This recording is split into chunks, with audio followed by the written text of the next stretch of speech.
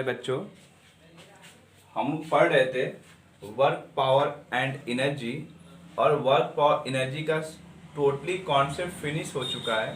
ठीक है, अब अपन क्या करते हैं, उस पर न्यूमेरिकल करते हैं। ठीक है, ओके। जैसे आप पहले लिखोगे न्यूमेरिकल नंबर फर्स्ट नोट करो। न्यूमेरिकल नंबर फर्स्ट नोट करोगे, a toy car is pulled by a toy car is pulled by a force of 5 Newton at an angle of 60 degree horizontally full stop. If the distance covered is 2 meter, find the work done. If distance covered is 2 meter, find the work done. ठीक है, देखो बच्चों, जब भी आप कोई numerical solve किया करो, सबसे पहले उसका गिवन डेटा लिखा करो। ठीक है, गिवन डेटा से आपको बेसिक आइडिया मिल जाएगा कि हमें कौन सा फॉर्मूला अप्लाई करना है और क्या निकालना है। ठीक है, जब क्वेश्चन में ध्यान देना, क्वेश्चन में दे रखा है अपने पास कि फोर्स दे रखा है आपको 5 न्यूटन। ठीक है, फोर्स आपको दे रखा है कितना, 5 न्यूटन। और आपको ये भी बोल रखा है कि एंगल जो दे रखा है वो कितना दे रखा है, 60 डिग्री। ठीक है, और बोल रखा है कि भाई साहब जो डिस्प्लेसमेंट हो रहा है वह 2 मीटर हो रहा है। ठीक है, और पूछ रहा है कि बता दो अपने पास वर्क डन क्या होगा। ठीक है, तुम्हें पता है वर्क डन का basic formula, work done is equal to force displacement cos theta, where theta is the angle between force and displacement, जो कि अवेलेबल है 60 डिग्री। फिर हम फाइंड कर सकते हैं W is equal to force is 5 newton, displacement is 2 metre and cos 60 degree. और आपको पता होना चाहिए कॉस 60 डिग्री की वैल्यू कितनी होती है, 1/2। ये 2 खत्म हो गया, देन वर्क डन मिल गया आपको 5 joule. This is the first answer. ठीक है, नोट करो, फिर नेक्स्ट न्यूमेरिकल लिखोगे। जल्दी नोट करो इसको।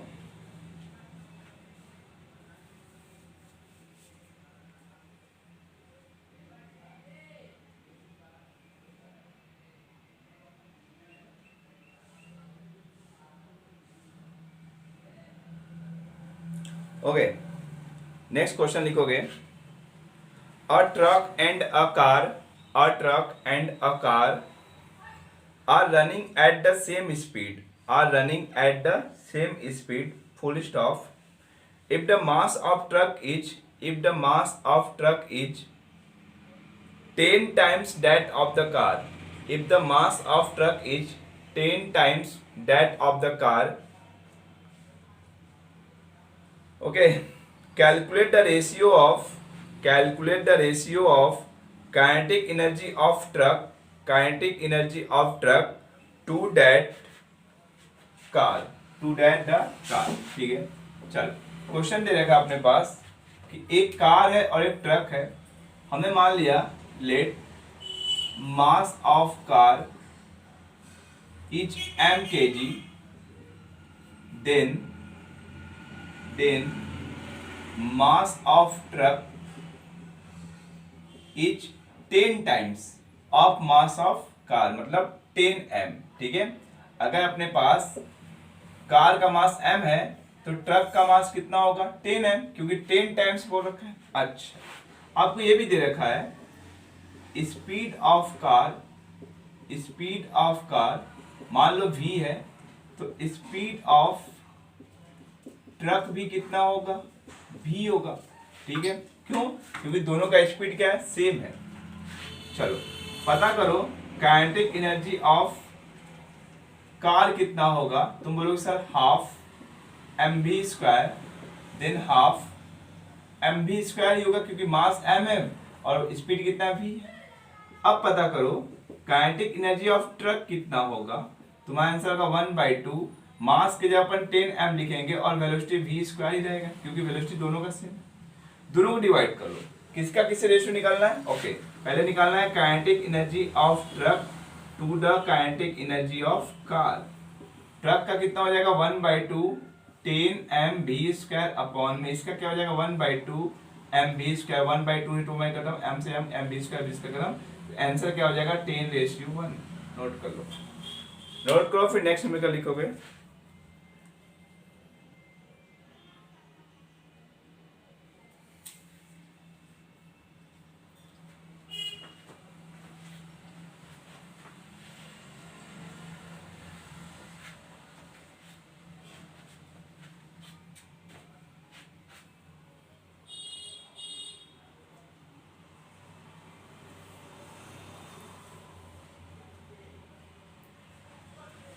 हो गया, चलो नेक्स्ट क्वेश्चन लिखोगे।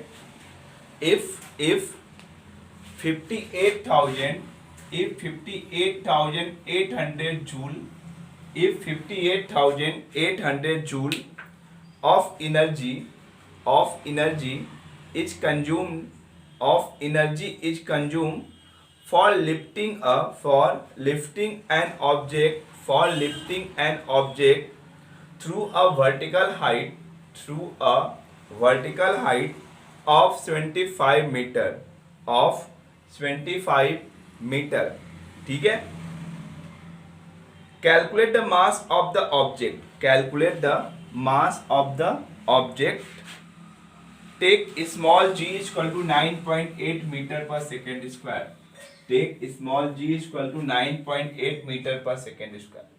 क्वेश्चन ये बोल रखा है, कोई ऑब्जेक्ट जिसका मास अपने को पता नहीं है, हाँ ये पता है उसको 25 मीटर ऊपर ले जाने तक जो अपना एनर्जी कंज्यूम हुआ है वो कितना हुआ है 58,800 जूल, ठीक है। तो हमें एनर्जी में पता है कितना है 58,800 जूल। अच्छा, और क्या पता है हमें, और पता है हाइट पता है कितना भाई 75 मीटर, और हमें पता है स्मॉल जी कितना है 9.8 मीटर पर सेकेंड स्क्वायर। आपको पता करना है मास कितना होगा, ठीक। चल तो ध्यान दो, फॉर्मूला अप्लाई कर लो, U इक्वल टू mgh। अब देखो ये एनर्जी किसमें कन्वर्ट होगा, पोटेंशियल एनर्जी में, ठीक है। ये जो एनर्जी है वो किसमें कन्वर्ट हो जाएगा, पोटेंशियल एनर्जी में। इट मींस ये जो दिया है वो पोटेंशियल एनर्जी है कितना 58,800। मास नहीं पता है, जब पर ये 9.8 और हाइट पता है 72। यहाँ से आप मास निकाल लोगे, क्या लिखोगे 58,800 अपॉन में 9.8 इंटू 72। इसको सॉल्व करोगे तो मिल जाएगा मास। इसका आंसर मुझे बता देना, ठीक है। चलो हो गया, जल्दी चिपकाओ, फिर नेक्स्ट मेगा करते हैं।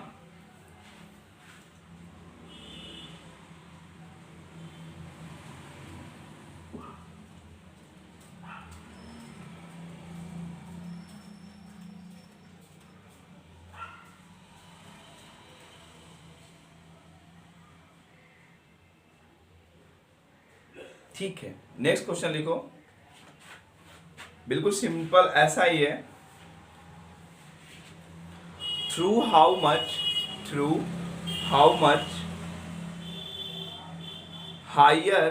Much higher will you be able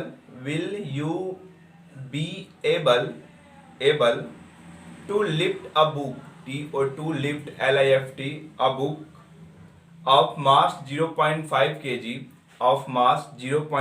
kg when the energy spent by you in is 1 joule. Take small g is equal to 10 meter per second square. आपसे क्वेश्चन ये बोल रखा है कि आपके पास एक ऑब्जेक्ट जिसका मास कितना है 0.5 kg है, आधा kg उसका मास है। उसको आप कितने हाइट तक ले जाओगे कि आप जो एनर्जी यूज करोगे उसके लिए 1 जूल यूज करोगे, ठीक है। ये पूछ रखा है, और जी दे रखा आपको कितना 10 मीटर पर सेकेंड स्क्वायर।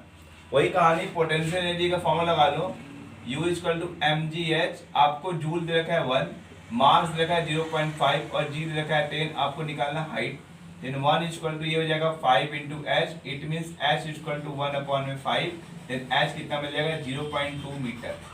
मतलब आप 0.5 kg को 0.2 मीटर ऊपर ले जाओगे तो एनर्जी कितना कंज्यूम करोगे 1 जूल करोगे, ठीक है। बहुत ही सिंपल सा क्वेश्चन, ठीक है।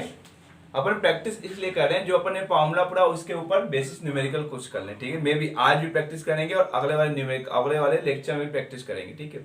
कुछ डिफरेंट टाइप के भी न्यूमेरिकल देखेंगे, हॉर्स प्रॉब्लम देखेंगे, ठीक है। ओलंपियाड में जो क्वेश्चन है उसको भी देखेंगे, ठीक है।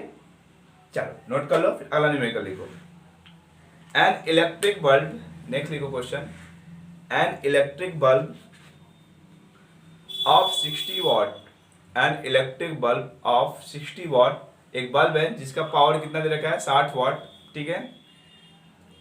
Is used for 6 hour, is used for 6 hour per day, is used for 6 hour per day, ठीक है। वह बल्ब 6 घंटा पर डे जलाया जाता है। Calculate the unit of energy, calculate the units of energy, calculate the units of energy, energy consumed in 1 month, consumed in 1 month of 30 days, of 30 days, वो महीना कितने दिन का लेना है 30 दिन का, ठीक है। चलो इसके लिए थोड़ा कॉन्सेप्ट पढ़ लेते हैं अपन। एक टर्म होता है कॉमर्शियल यूनिट ऑफ एनर्जी, ठीक है। कॉमर्शियल यूनिट ऑफ एनर्जी ये होता है किलोवाट आवर, ठीक है। ये कितना होता है किलोवाट आवर, ठीक है। और क्वेश्चन पूछता है कि 1 किलोवाट आवर में, अच्छा इसको अपन 1 किलोवाट आवर को 1 यूनिट भी बोलते हैं, ठीक है। 1 यूनिट, ठीक है। आपके घरों में अगर मीटर लगाओ, ठीक है, इलेक्ट्रिसिटी का, जिसमें बिजली बिल शो नहीं करता, उसमें शो क्या करता है यूनिट शो करता है कि आप पूरे महीने में कितना यूनिट यूज किए हो, उसके हिसाब से आपको बिजली बिल पे करना होता है, ठीक है। मे भी कहीं पे 1 किलोवाट आवर का इतना बिजली बिल होता है, आपने मतलब 10 किलोवाट आवर यूज किया, उसमें 10 का मल्टीप्लाई करके उतना पे करना होता है, ठीक है। तो वहां पे शो किया होता है, मीटर पे लिखा होता है किलोवाट आवर में रीडिंग। और 1 किलोवाट में कितना एनर्जी कितना जूल होता है 3.6 इंटू 10⁻⁶ क्या होता है जूल होता है, ठीक है। ये बात याद रखना कि भाई किलोवाट आवर भी यूनिट किसकी है एनर्जी का है, और जूल भी एनर्जी का यूनिट होता है, मतलब इनके बीच में रिलेशन होना चाहिए। और रिलेशन कितना है 1 kilowatt hour equal to 3.6 into 10⁻⁶ joule होता है, ठीक है। दूसरी बात, एनर्जी के लिए फॉर्मूला होता है, अगर आप पावर को टाइम से मल्टीप्लाई करते हो तो आपको एनर्जी मिलता है, अगर आप पावर को टाइम से मल्टीप्लाई करते हो तो एनर्जी मिलता है, ठीक है। आपको क्वेश्चन में गिवन दे रखा है कि पावर दे रखा आपको कितना 60 वाट, जो बल्ब है वो कितने वाट का है 60 वाट का है। और टाइम दे रखा आपको एक दिन का टाइम दे रखा है कितना, एक दिन का टाइम कितना दे रखा है 6 घंटा। एक दिन में एक बल्ब कितने घंटे जलाए जाते हैं 6 घंटे का जलाए जाते हैं, ठीक है। और हमें पूरे 30 दिन का घंटा चाहिए, तो कितना हो जाएगा 180 आवर हो गया, ठीक है। अब निकाल लो एनर्जी यहाँ से क्या 60। अगर ध्यान रहे अपने को यूनिट में निकालना है, तो आप वाट को किलोवाट में बदलोगे, तो यहाँ पे क्या करोगे 1000 से डिवाइड करोगे और क्या लिखोगे 180, ठीक है। टाइम इतना लिख लिया क्योंकि P equal P into T होता है। पी 60/1000 क्यों, क्योंकि वाट को अपन ने किलोवाट में चेंज किया। ये इससे खत्म, ये इससे खत्म, ठीक है। देन ई कितना मिल जाएगा देखो ध्यान से 18 6 का मल्टीप्लाई करो कितना हो जाएगा 8 6 जा 48, 4 6 1 जा 6 प्लस 110 अपॉन में 8/10, देन आपको मिल जाएगा 10.8 किलोवाट आवर, ठीक है। चलो कर लो फटाक से, ये मल्टीप्लाई सही है क्या 18 इंटू 6 का मल्टीप्लाई करो,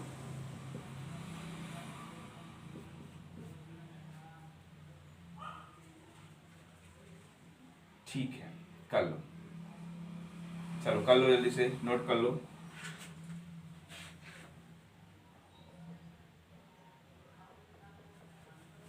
हो गया, जल्दी कर लो, फिर नेक्स्ट न्यूमेरिकल लिखते हैं हम लोग।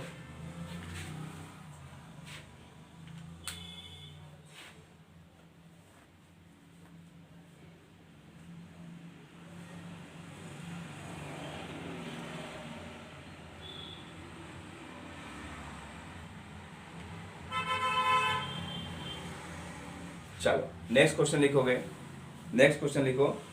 when the mass of a body when the mass of a body when the mass of the body is increased by 100% is increased by 100% is increased by 100%, and velocity is decreased by 50%. Velocity is decreased by 50%. What is percentage change? What is percentage change in its kinetic energy? What is percentage change in its kinetic energy? ठीक है, बोल रखा है कि अगर आप किसी body के मास को 100% बढ़ाते हो, 100% बढ़ाने का मतलब 2 गुना करते हो, ठीक है, 100% बढ़ाने का मतलब कितना, 2 गुना करते हो, ठीक है। या फिर ऐसे समझ लो कि ऐसे टाइप क्वेश्चन क्या करते हैं अपन, लेट करो कि initial mass of object is m, ठीक है, and initial velocity of object is v, then initial kinetic energy of object equal to half mv², ठीक है। चलो इसको चल गया, के आई मतलब इनिशियल काइनेटिक एनर्जी 1/2 mv², ठीक है, ये मिला। अब according to question final mass of object कितना हो जाएगा, इनिशियल मास को अपन ने 100% बढ़ाया तो m plus m into 100/100, it means कितना हो जाएगा 2m, ठीक है। And final velocity of object, अब देखो ऑब्जेक्ट के इनिशियल वेलोसिटी को 50% कम करना है, इट मीन्स v में से v का 50% माइनस करना होगा, ठीक है। तो v minus v/2, it means कितना आ गया v/2। अब मेरे को बताओ फाइनल काइनेटिक एनर्जी कितना होगा, तुम बोलोगे के ई फाइनल हाफ mv² मतलब 1/2, m नहीं है, अब 2m है, और v नहीं है, v/2 है, ठीक है। कितना हो जाएगा, बोले 2 से 2 खत्म हो जाएगा, ये m हो गया, या फिर रहने दो, काटो मत अभी, ये 2 कर लो, ये भी 2 रखो, ठीक है। 1/2 इंटू 2m कितना हो जाएगा v²/4, ठीक है। एक काम करो, इस 2 से ये 2 काट लो, कितना मिल जाएगा 1/2 mv²/2, ठीक है। या फिर फाइनली लिख सकते हो mv²/4, ठीक है, ये फाइनल लिख गया। अब तुम्हें निकालना है चेंज इन काइनेटिक एनर्जी, ठीक है। अब क्या लिखोगे, के इनिशियल माइनस के फाइनल अपॉन में के इनिशियल इंटू 100, ये फॉर्मूला लगा लोगे, ठीक है। तो के इनिशियल कितना है 1/2, या फिर के इनिशियल कितना है mv²/2 माइनस फाइनल कितना है mv²/4 अपॉन में इनिशियल कितना है mv²/2, ठीक है। ऊपर से तुम mv²/2 कॉमन ले लो, इंटू 100 भी करना है, ठीक है। ऊपर से अब क्या कर लोगे, mv²/2 कॉमन ले लो, तो यहाँ से mv²/2 कॉमन लोगे तो क्या मिलेगा 1 - 1/2 अपॉन में mv²/2 इंटू 100, ये लोग mv²/2 से खत्म हो जाएगा, 1 में से 1/2 को माइनस करोगे तो 1/2 इंटू 100, मतलब अपने पास क्या मिल जाएगा, काइनेटिक एनर्जी जो परसेंटेज चेंज होने वाला है वो कितना चेंज होगा, बोलो 50%, ठीक है। 1/2 इंटू 100, इट मीन्स आंसर कितना होगा 50%, नोट कर लो।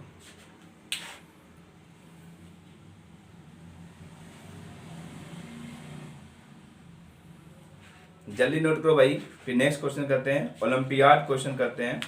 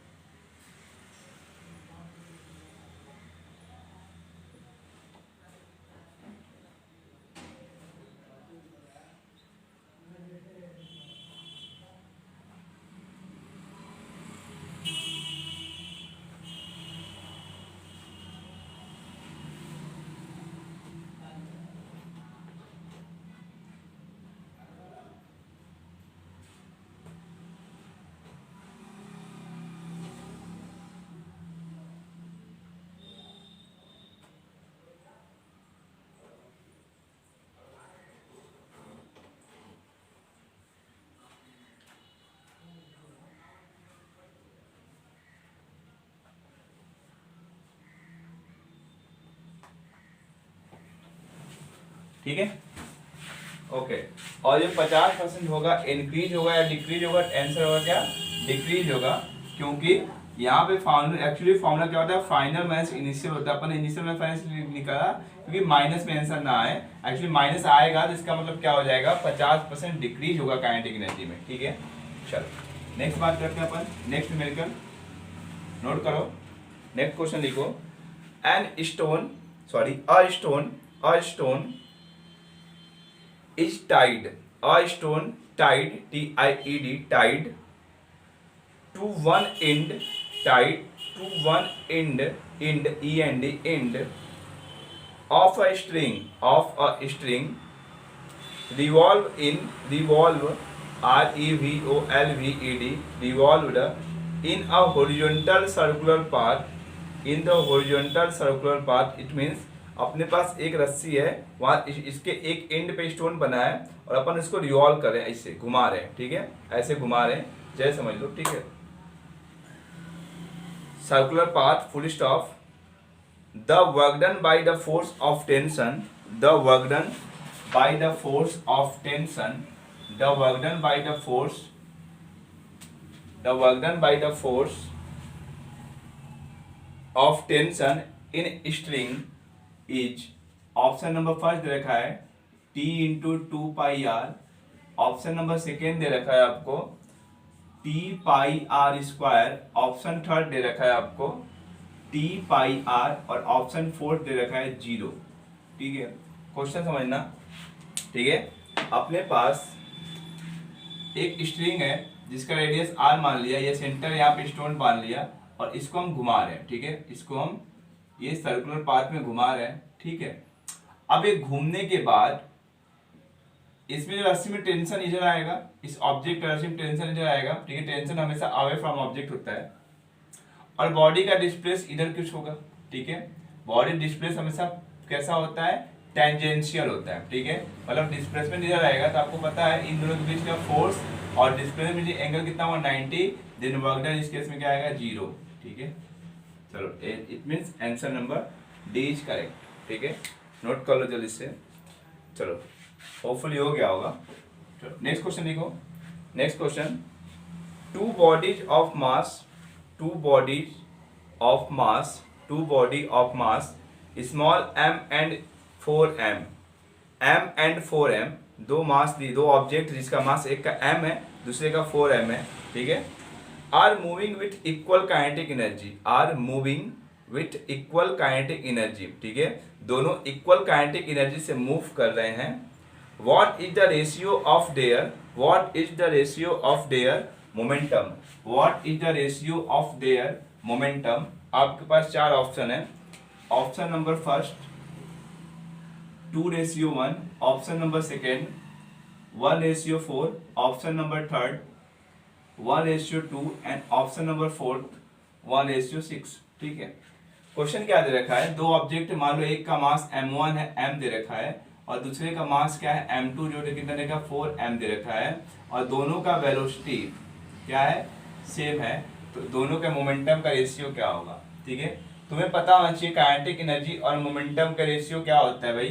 तुम बोलोगे sir kinetic energy equal to p²/2m होता है, ठीक है। चलो अगर मैं बात करूँ यहाँ पे, अच्छा दोनों काइनेटिक एनर्जी सेम दिया है, दोनों का काइनेटिक एनर्जी सेम दिया है, ठीक है, k1 = k2 = k। अब देखो इसको मैं लिखता हूँ k1 = क्या लिखूंगा? p1²/2m1, और यहाँ क्या लिखता हूँ? k2 = p2²/2m2, एक क्वेश्चन नंबर फर्स्ट मान लो और एक क्वेश्चन नंबर सेकेंड मान लो, ठीक है। दोनों को डिवाइड कर दिया तो क्या लिखोगे? k1/k1 इसको देखो लिख सकते हो p1²/2m1 × 2m2/p2 का होल स्क्वायर। देखो कैलकुलेशन पता है, इसको डिवाइड करोगे तो ऐसा लिख सकते हो, ठीक है। चलो देखो 2 से 2 खत्म हो जाएगा, काइनेटिक एनर्जी के लिख दिया, क्यों? क्योंकि दोनों का काइनेटिक एनर्जी सेम है। चलो यहाँ पे लिख लिया मैं p1²/p2² × m2/m1, ये कट के 1 हो गया, यहाँ मिलेगा p1²/p2², हाँ m2 4m है और m1 m है, एक m से m खत्म हो गया, ये 4 इधर आएगा तो हम लिख सकते हैं p1/p2 का होल स्क्वायर = 1/4 इट मीन हमें P1/P2 का रेशियो चाहिए, लिख सकते हैं 1/2। इट मीन आंसर क्या हो जाएगा 1:2। जो ऑप्शन होगा वो थर्ड होगा। ठीक है, जल्दी से नोट कर लो भाई, ये स्क्वायर है, अनडॉट बनेगा, अनडॉट करोगे तो 1/2 मिलेगा। ठीक है, 1:2। जल्दी से नोट करो, फिर नेक्स्ट क्वेश्चन करते हैं।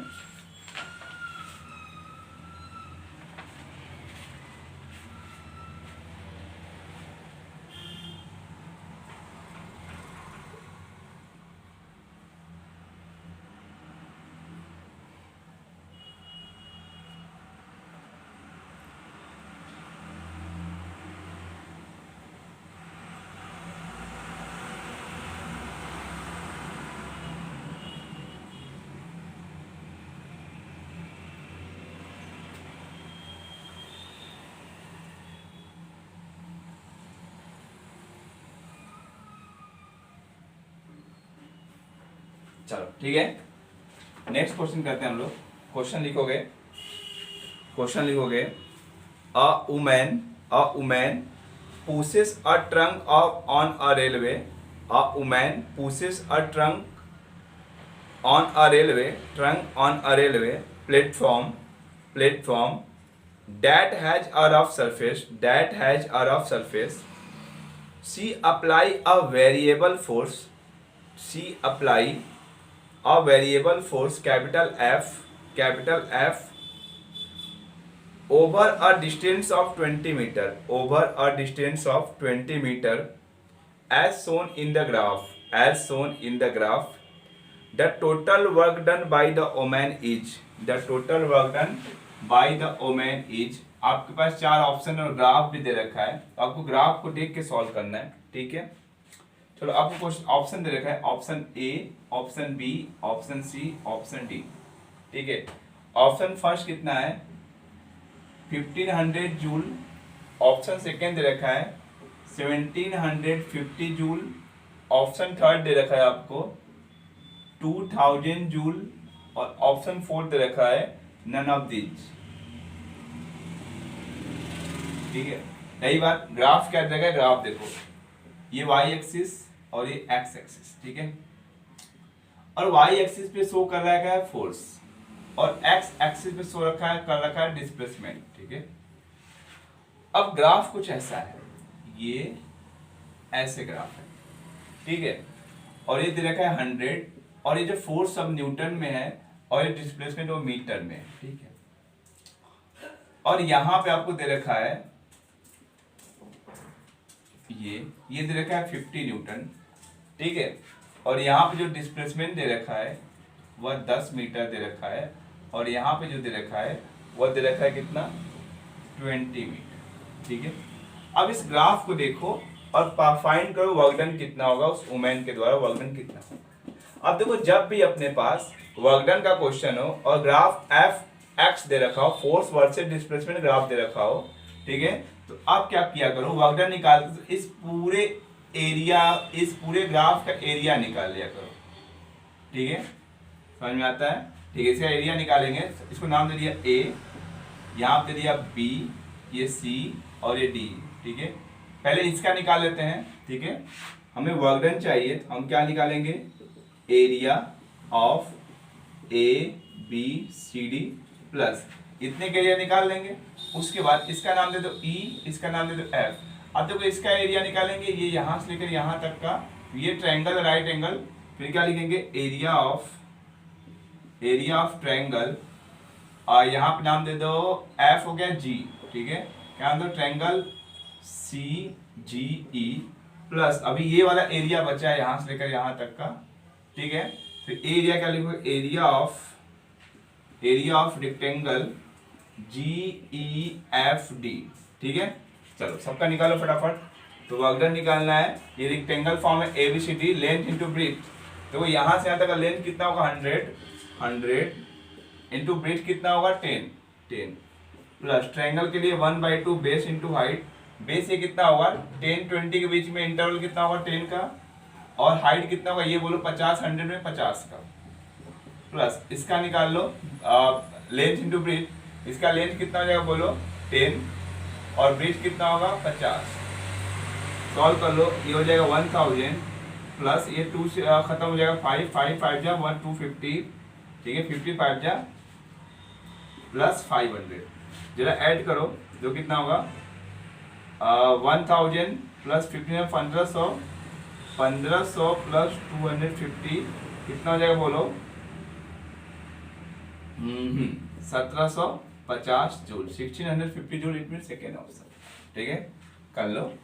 अब मिलते हैं अपन नेक्स्ट लेक्चर में भी अपना न्यू चैप्टर होगा, नहीं तो कुछ और क्वेश्चन कराएंगे। ठीक है, work power and joule energy के। ठीक है, नहीं तो चालू करेंगे कल से साउंड। ठीक है, देखते हैं, वो कल ही पता चलेगा आपको लेक्चर के थ्रू।